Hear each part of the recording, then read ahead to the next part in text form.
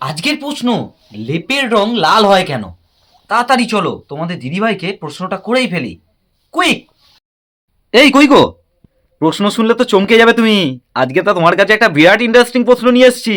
আরে খুব ঠান্ডা পড়েছে, লেপটা আমাদের কবে বার করবে? বার করবে না নাকি?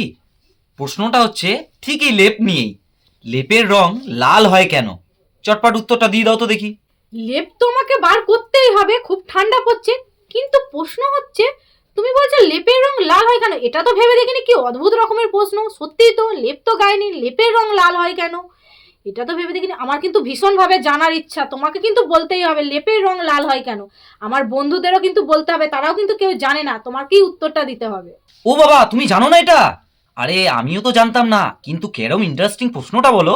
আসল ব্যাপারটা হলো, আমি আজকে গুগলে সার্চ করলাম জানো তো, যে লেপের রং লাল হয় কেন। তো সেখান থেকে আমি বিষয়টা জানতে পারলাম।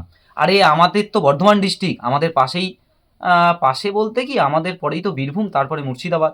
তো এই মুর্শিদাবাদ ডিস্ট্রিক্টেই রাজরাজাদের আমল থেকে মুর্শিদাবাদে এই শিল্পের বিরাট প্রচলন ছিল।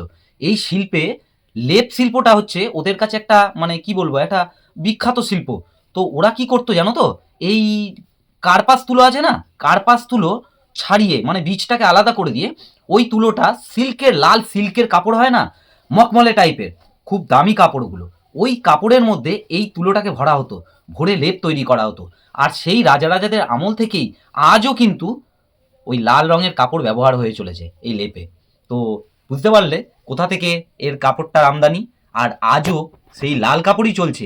এমনকি আগামী দিনে যতই লেপ তৈরি হোক না কেন, তার কাপড়ের রং কিন্তু লালই হবে।